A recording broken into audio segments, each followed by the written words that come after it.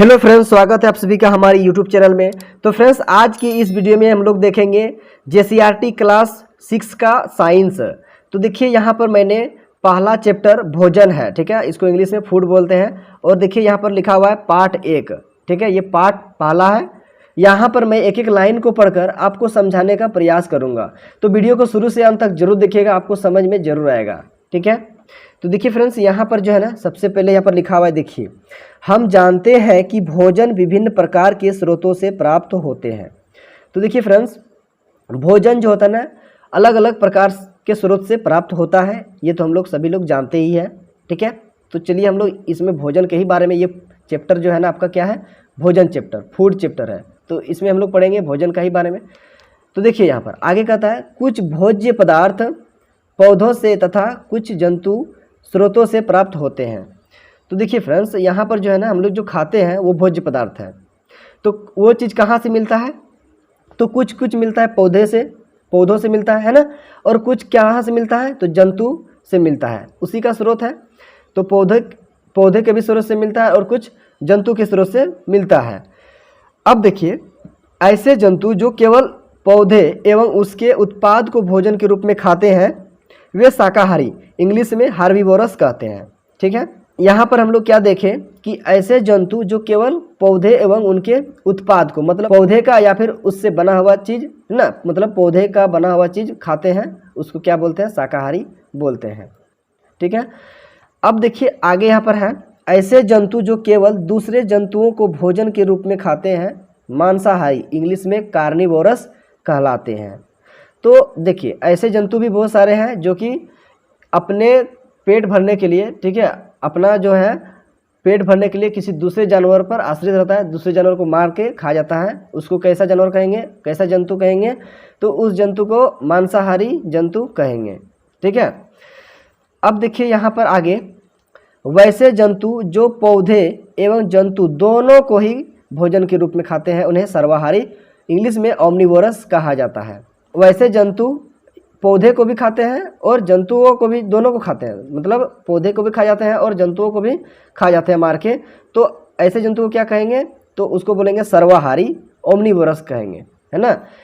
तो यहाँ से फिर से एक बार मैं रिपीट कर देता हूँ। देखिए, ऐसे जंतु जो केवल पौधे एवं उसके उत्पाद को, मतलब पौधे और उसके पौधे से बना हुआ चीज़ को खाता है, उसको क्या बोलते हैं? शाकाहारी, हार्बिवोरस कहते हैं, ठीक है। आगे देखिए, ऐसे जंतु जो केवल दूसरे जंतुओं को भोजन के रूप में खाते हैं उसे मांसाहारी, कार्निवोरस कहते हैं। मतलब ऐसे जंतु जो अपना पेट भरने के लिए दूसरे जंतुओं को मार के खा जाता है, उसको क्या बोलेंगे? मांसाहारी बोलेंगे। फिर क्या देखें हम लोग? ऐसे जंतु जो पौधे का भी चीज़ खाता है और दूसरे जंतु को भी मार के खा जाता है, जो मिले वो खा लेता है ना।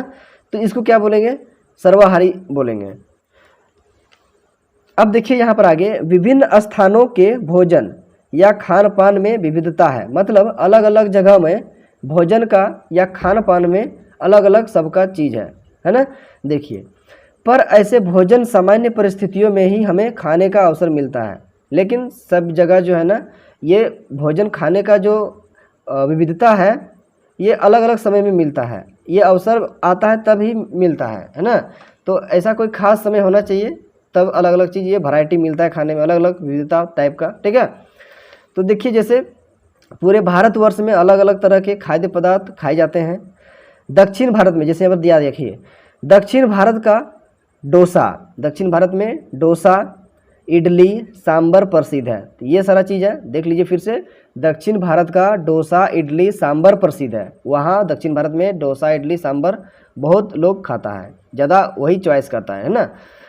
अब देखिए यहाँ लिखा है फिर, तो गुजरात का ढोकला, तो कौन सा खाद्य पदार्थ है? तो ढोकला है। वहीं अगर बात करें झारखंड में, तो देखिए झारखंड में धुसका, छिलका रोटी, पीठा, मड़वा रोटी प्रसिद्ध है ना। अगर झारखंड के बारे में बात करें तो ये सारा चीज़ है, धुसका है, छिलका रोटी है, पीठा है, मड़वा है ना, मड़वा रोटी प्रसिद्ध है, इस तरीके से।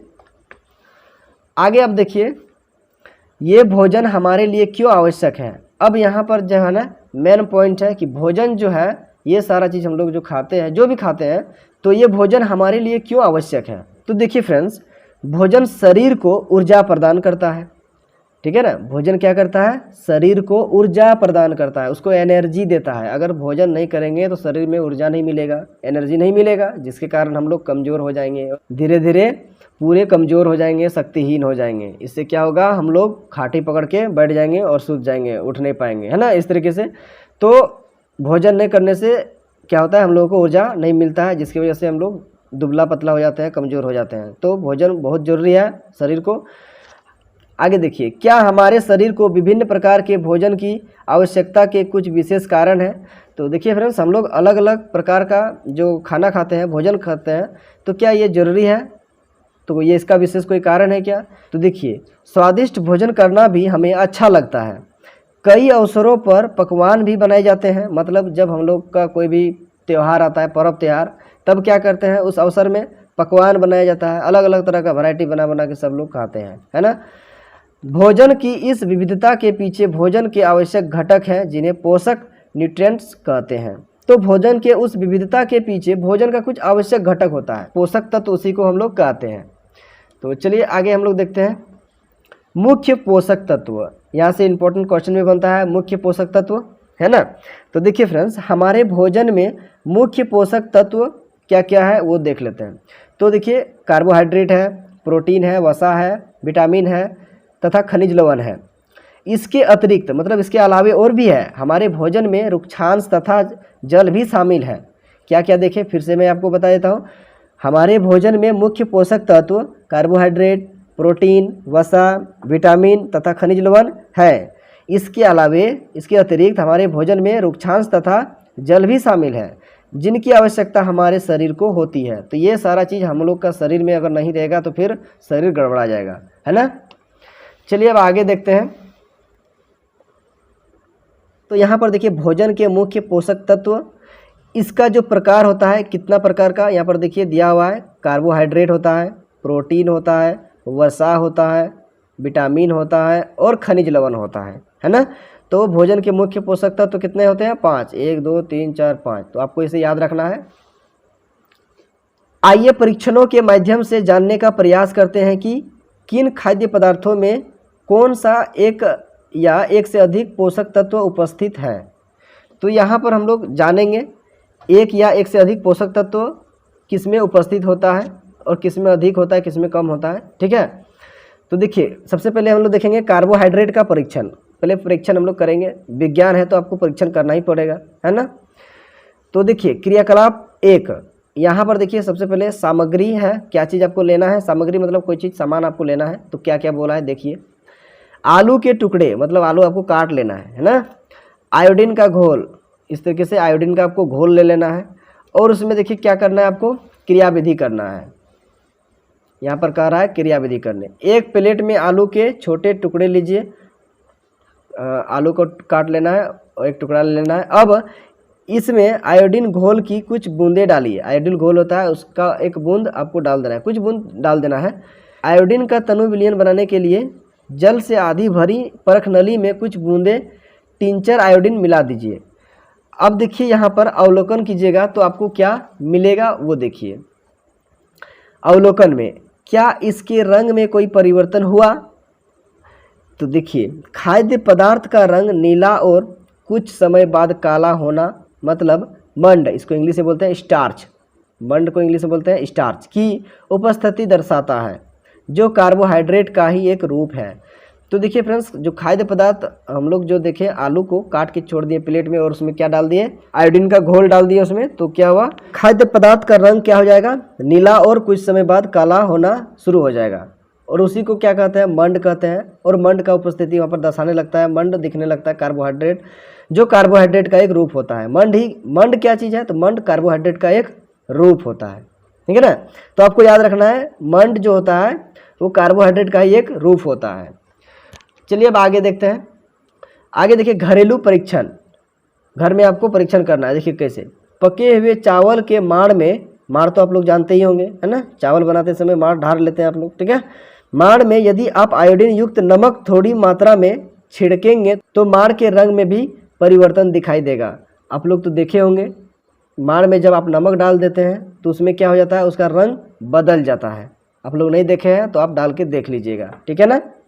क्योंकि मार में भी आप लोगों का क्या होता है, कार्बोहाइड्रेट होता है, इसलिए परिवर्तन हो जाता है। ठीक है, आगे देखेंगे हम लोग प्रोटीन का परीक्षण, क्रियाकलाप 2 अब करेंगे। क्रियाकलाप 1 में हम लोग देख लिए कार्बोहाइड्रेट का परीक्षण, अब आगे हम लोग क्रियाकलाप 2 में प्रोटीन का परीक्षण को देखेंगे। तो देखिए प्रोटीन में क्या है, सामग्री, सामग्री मतलब क्या क्या सामान लेना है, क्या क्या चीज़, दाल का चूर्ण लेना है, कॉपर सल्फेट का घोल, कास्टिक सोडा जिसको हम लोग बोलते हैं सोडियम हाइड्रोक्साइड का घोल, परख नली और यहाँ पर ड्रॉपर, इस तरीके से ले लेना है। उसके बाद देखिए क्रियाविधि, एक परख नली में दाल का लगभग 5 ग्राम चूर्ण डालिए, तो आपको परख नली में 5 ग्राम चूर्ण डाल देना है।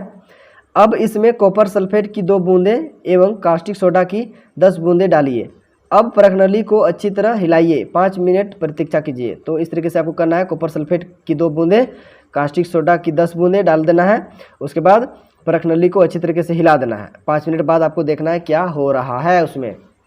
आगे देखिए 100 मिलीलीटर पानी में 2 ग्राम कॉपर सल्फेट घोलने से कॉपर सल्फेट का घोल बन जाता है। तो देखिए 100 मिलीलीटर पानी में 2 ग्राम कॉपर सल्फेट घोलने से कॉपर सल्फेट का क्या बन जाता है, तो घोल बन जाता है। अब आगे देखिए अवलोकन, जो आपको रिजल्ट मिला क्या चीज़ हुआ वो देखिए। क्या इसके रंग में कोई परिवर्तन हुआ, खाद्य पदार्थ का रंग बैंगनी होना प्रोटीन की उपस्थिति दर्शाता है। तो हाँ परिवर्तन हुआ, कि तो क्या परिवर्तन हुआ, तो जो खाद्य पदार्थ है जो हम लोग लिए क्या चीज़, दाल का चूर्ण, तो वो क्या हो गया, तो उसका रंग बैंगनी होना क्या दर्शाने लगा, तो प्रोटीन की उपस्थिति दर्शाने लगा, है ना। तो प्रोटीन का वही उपस्थिति दर्शाने लगा। अब आप इस परीक्षण को किसी दूसरे खाद्य पदार्थ के साथ दोहरा सकते हैं। तो जिस तरह से हम लोग यहाँ पर दाल का चूर्ण के साथ किए, तो कुछ अन्य जो है ना और भी खाद्य पदार्थ उसके साथ भी आप परीक्षण कर सकते हैं। चलिए आगे देखते हैं, जिस खाद्य पदार्थ का परीक्षण करना है यदि वह ठोस है तो पहले उसका पेस्ट अथवा चूर्ण बनाने की आवश्यकता होती है। तो ध्यान रखिएगा कि जो खाद्य पदार्थ आप ले रहे हैं अगर वो ठोस है तो उसको आप पहले पीस के उसको पूरा एकदम पेस्ट बना लेना है, आपको चूर्ण बना लेना है, उसके बाद आपको उसमें परीक्षण करना है। अब देखिए अगला हम लोग देखेंगे क्रियाकलाप 3, वसा का परीक्षण। प्रोटीन का परीक्षण देख लिए, वसा का परीक्षण देखेंगे अब। तो सामग्री में क्या क्या है देखिए, मूंगफली के दानों के टुकड़े, सफ़ेद कागज, मूंगफली के दानों के टुकड़ों के स्थान पर स्थानीय तौर पर उपलब्ध सुरगुजा, अरंडी, महुआ के बीज का भी उपयोग कर सकते हैं। तो यहाँ पर ध्यान दीजिएगा, मूंगफली के दाने का जगह पे आप कुछ भी ले सकते हैं, जैसे अरंडी ले सकते हैं, महुआ के बीज मतलब महुआ का जो होता है कोचरा जिसको हम लोग बोलते हैं गाँव देहात में, है ना, तो महुआ का बीज भी ले सकते हैं, अरंडी भी ले सकते हैं, सुरगुजा भी ले सकते हैं। तो आपके पास जो चीज़ अवेलेबल है, जो चीज़ उपलब्ध है वही ले लीजिएगा। अब हम लोग क्रियाविधि देखेंगे।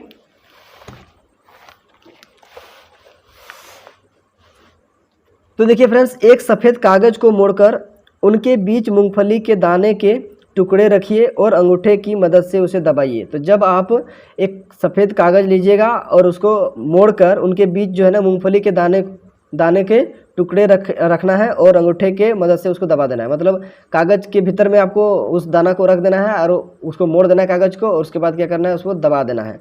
तो आपको क्या मिलेगा देखिए, अवलोकन कीजिएगा तो देखिएगा उसमें कागज़ को खोलकर ध्यान से देखिए इस पर क्या दिखाई देता है। लिखिए, कागज़ पर तेल का धब्बा खाद्य पदार्थ में वसा की उपस्थिति दर्शाता है।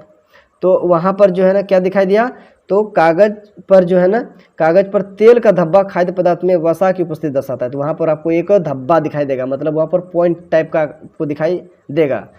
तो उसी को क्या बोलेंगे, तो उसको वसा का जो है ना उपस्थिति बोलेंगे, या फिर एक रूप बोलेंगे, वसा का रूप कह सकते हैं आप उसको। तेल का धब्बा वहाँ पर कागज़ में लग जाएगा, उसी को हम लोग वसा बोलेंगे।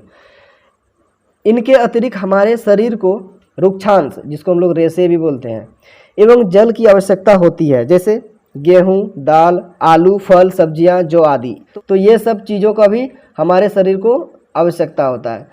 चलिए अब आगे देखते हैं जल। जल हमारे शरीर से भोजन को पचाने तथा अपशिष्ट पदार्थों अर्थात मूत्र तथा पसीने को शरीर से बाहर निकालने में सहायता करता है। जल को हम जल, दूध, चाय आदि के रूप में तो लेते ही हैं, नारियल, तरबूज, खीरा जैसे फल भी पानी के स्रोत होते हैं। तो ध्यान से देखिए फ्रेंड्स, तो जल जो है ना हमारे शरीर को भी बहुत आवश्यकता होता है, जरूरी होता है। तो भोजन को पचाने के लिए और अपशिष्ट पदार्थ जो भी होता है हमारा शरीर में अंदर में जो रहता है गंदा चीज़, उसको बाहर निकालने में, जैसे मूत्र हुआ, पसीना बाहर निकालने के लिए जल का जरूरत होता है। ठीक है ना, अगर पानी ही नहीं पीजिएगा तो आपको ना पेशाब लगेगा ना पसीना आएगा, तो फिर वो अपशिष्ट पदार्थ आपका बाहर कैसे निकलेगा, ठीक है ना। तो पानी पीना भी आपको बहुत ज़रूरी है यार, पानी का ज़रूरत बहुत अधिक होता है शरीर में, ठीक है ना। जल, दूध, चाय आदि के रूप में हम लोग इसको पानी का प्रयोग करते हैं, ठीक है ना। दूध में भी हम लोग पानी मिलाते हैं, चाय में भी पानी मिलाते हैं, इस तरीके से। तो अब देखिए आगे, नारियल जो है ना, नारियल खाते हैं तो नारियल में भी पानी का अंश होता है, तरबूज में भी पानी का अंश होता है, खीरा में, ये भी, इसमें भी पानी का अंश होता है। अब जल का परीक्षण हम लोग करेंगे क्रियाकलाप 4 में। तो यहाँ पर देखिए, एक टमाटर को लेकर उसे छोटे छोटे टुकड़ों में काटिए। क्या आपके हाथ गीले होते हैं? ऐसे कौन कौन से फल या सब्जी हैं जिनको काटने, छीलने और मसलने से पानी की उपस्थिति का अनुभव होता है? ऐसे फलों या सब्जियों की सूची बनाइए। तो आपको यहाँ पर कहा जा रहा है कि एक टमाटर को लेकर उसको छोटे छोटे टुकड़े में काट देना है और देखना है कि क्या आपका हाथ गीला हो रहा है। तो हाँ, पक्का होगा, पूरे एकदम हाथ लटपट हो जाएगा, है ना।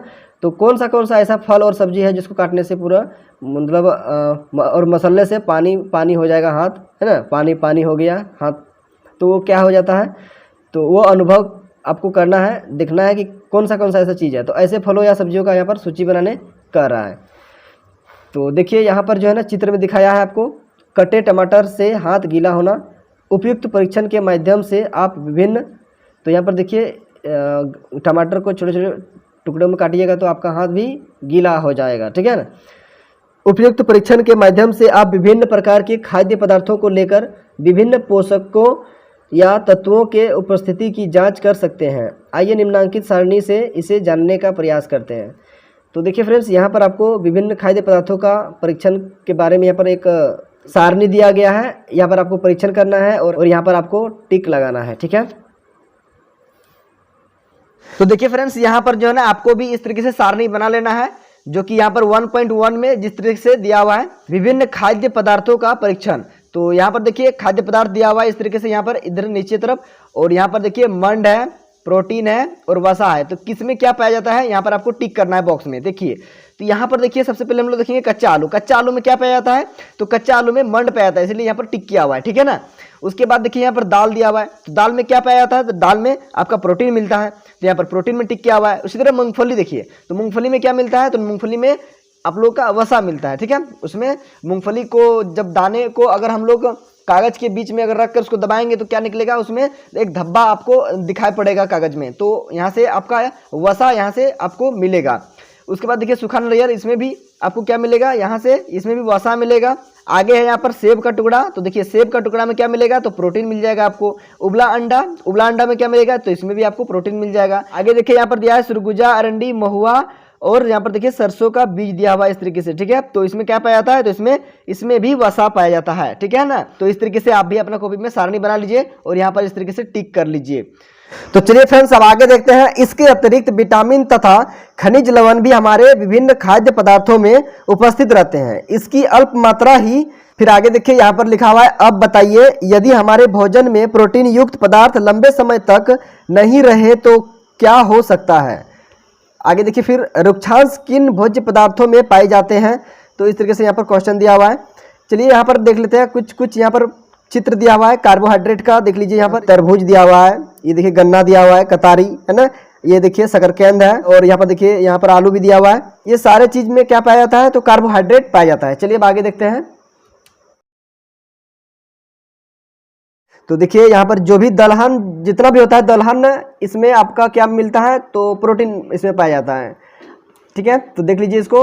आगे देखिए B2 फिगर में जो आपको यहाँ पर दिख रहा है ये भी प्रोटीन ही है।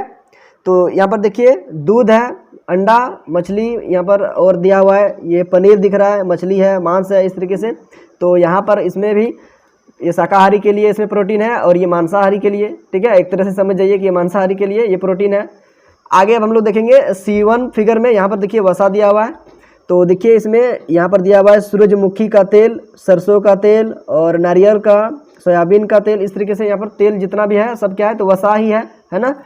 और फिर आगे देखिए यहाँ पर C2 फिगर में यहाँ पर दिया हुआ है आपका वसा, घी है, दूध है, मक्खन, क्रीम, मछली, अंडा, मांस, इस तरीके से यहाँ पर इसे भी वसा का मात्रा पाया जाता है। अब इसका अगला पेज में देखेंगे। तो चलिए पहले हम लोग इस पेज में देख लेते हैं यहाँ पर पोषक तत्व एवं उनके कार्य। यहाँ से बहुत महत्वपूर्ण क्वेश्चन होता है। देखिए ये पोषक तत्व हमारे शरीर के लिए क्या कार्य करते हैं।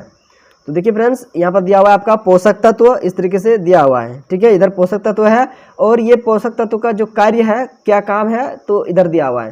तो देखिए कार्बोहाइड्रेट और वसा, इसका क्या काम है, तो ऊर्जा देने वाला भोजन ऊर्जा देने का कार्य करते हैं। तो कार्बोहाइड्रेट और वसा का काम क्या है, तो देख लीजिए, याद रखिएगा इसको, ऊर्जा देने वाला भोजन ऊर्जा देने का कार्य करते हैं। प्रोटीन, तो प्रोटीन का क्या कार्य है, तो शरीर वर्धक भोजन या टूटे फूटे अंगों के मरम्मत में सहायक। तो जब भी कहीं अगर आपका पैर टूट गया या फिर कहीं घाव हो गया, चोट लग गया, तो उस जगह मरम्मत करने के लिए, वहाँ मांस पूरा होने के लिए प्रोटीन का जरूरत होता है। विटामिन एवं खनिज लवण, तो इससे क्या कार्य होता है, तो स्वस्थ रखने में सहायक, रोग से लड़ने में सहायक, तो ये विटामिन एवं खनिज का काम होता है, ठीक है। रुक्षांश, जिसको हम लोग रेसिपी बोलते हैं, तो रुक्षांश का क्या काम होता है, तो बिना पचे भोजन को बाहर निकालने में सहायक होता है, ठीक है ना। जैसे बताए थे, मूत्र और भी जो भी अपशिष्ट पदार्थ होता है शरीर में, उसको बाहर निकालने में इसका काम होता है, रुक्षांश रेशे का। आगे देखिए, यहाँ पर लिखा हुआ है जल शरीर को आवश्यक होती है। देखिए किसके लिए, तो पोषकों को अवशोषित करने में सहायक, ठीक है। इस तरीके से जल का भी जरूरत होता है, पोषक को अवशोषित करने में सहायक होता है। चलिए फिर आगे देखते हैं। आइए इन पोषक तत्वों स्रोतों की पहचान करने का प्रयास करते हैं। सारणी 1.3 विटामिन के प्रकार, कार्य एवं अभावजन्य रोग या व्याधियाँ। तो देखिए फ्रेंड्स, यहाँ पर आपका विटामिन का नाम दिया हुआ है, यहाँ पर उसका काम दिया हुआ है, कार्य, और यहाँ पर अभाव से रोग या व्याधियाँ दिया है, ठीक है, इस तरीके से। तो यहाँ पर इसको देख लीजिए, याद भी कर लीजिएगा, बहुत ही इंपॉर्टेंट क्वेश्चन यहाँ से आपका आता है। विटामिन ए, तो देखिए इसका क्या काम होता है, तो त्वचा मतलब चमड़ी जिसको हम लोग बोलते हैं, एवं आँखों को स्वस्थ रखता है, मतलब ठीक ठाक रखता है, चमड़ा को, चमड़ी को जो भी समझें, और आँख को, ये क्या करता है, विटामिन ए का काम होता है उसको ठीक ठाक से रखना, ठीक है ना। अब देखिए फ्रेंड्स, विटामिन ए के अभाव से, मतलब इसके कमी से क्या हो जाता है, दृष्टिहीनता, छिनता, जिसको हम लोग रतौंधी भी बोलते हैं छिनता को, ठीक है। तो इस तरीके से दृष्टिहीनता, नज़र कमजोर हो जाता है। विटामिन B1 में देखिए कौन सा, विटामिन B1 से देखिए क्या काम होता है, तो हृदय एवं परिसंचरण तंत्र को स्वस्थ रखता है। तो जो भी हम लोग का जो हार्ट है, दिल है ना, हृदय, उसका जो परिसंचरण तंत्र को क्या करता है, वो ठीक ठाक से रखता है, स्वस्थ रखता है उसको। और देखिए यहाँ पर जो है ना, विटामिन B1 का जो कमी अगर हो जाएगा, अभाव हो गया, तो कौन सा बीमारी हो जाएगा, क्या व्याधियाँ होगा, क्या रोग होगा, तो देखिए बेरी आपका रोग होगा, ठीक है ना। तो पूछता है प्रश्न में कि विटामिन बी की कमी से कौन सा बीमारी होता है, तो आपको बताना है बेरी। विटामिन ए की कमी से कौन सा बीमारी होता है, दृष्टिहीनता या फिर छिनता, रतौंधी, इस तरीके से। अगला देखिए विटामिन सी है, रोगों से लड़ने में सहायता करता है, कौन, तो विटामिन सी। विटामिन सी की कमी से क्या हो जाता है, तो स्कर्वी। देखिए विटामिन सी की कमी से होता है स्कर्वी। क्वेश्चन आता है विटामिन सी की कमी से कौन सा रोग होता है, या फिर कहेगा विटामिन सी की अभाव से कौन सा रोग उत्पन्न होता है, तो स्कर्वी आपको बताना है। विटामिन डी अब देखेंगे, तो देखिए इसका काम क्या है, तो हड्डियों और दांतों के लिए कैल्शियम का उपयोग करने में सहायता करता है। तो विटामिन डी का काम यही है कि जो हड्डी होता है और दांत होता है, तो उसको क्या करता है, कैल्शियम उपयोग करने में उसको क्या करता है, सहायता करता है। तो देखिए विटामिन डी की कमी से क्या चीज़ होता है, उसके अभाव से रिकेट्स बीमारी होता है ना, कौन सा रोग होता है, रिकेट्स। अब आगे देखिए विटामिन ई, विटामिन ई का क्या काम है, देखिए त्वचा एवं प्रजनन अंग को स्वस्थ रखता है। तो जो भी त्वचा होता है और प्रजनन जो अंग होता है, उसको क्या करता है, स्वस्थ रखता है। स्किन से रिलेटेड जो भी रोग होता है, वो क्या होता है, विटामिन ई की कमी से होता है। आगे देखिए विटामिन के, तो विटामिन के क्या करता है, रक्त को थक्का जमने में सहायता करता है, और इसके कमी से क्या हो जाता है, इसके अभाव से रक्त नहीं जमता है, ठीक है। तो आप इसको याद कर लीजिए। तो फ्रेंड्स आज की वीडियो में बस इतना ही रहने देते हैं, वीडियो काफ़ी लंबी हो जाएगी। ये वीडियो का पार्ट 1 हो जाएगा आपका, और इसका आगे वाला जो वीडियो आएगा वो पार्ट 2 हो जाएगा आपका, ठीक है। दूसरा पार्ट में इसको मैं खत्म कर दूंगा, ठीक है। तो वीडियो अच्छा लगा तो वीडियो को लाइक जरूर कर दीजिएगा, और चैनल पर यदि आप नए हैं तो चैनल को सब्सक्राइब जरूर कर लीजिएगा, और इस वीडियो को अपने दोस्तों तक भी शेयर करने नहीं भूलिएगा, ताकि उसे भी इस वीडियो से कुछ न कुछ सीखने को मिल जाए। तो फ्रेंड्स मिलते हैं अब इसका अगला पार्ट लेकर, तब तक के लिए bye. Thank you for watching my video.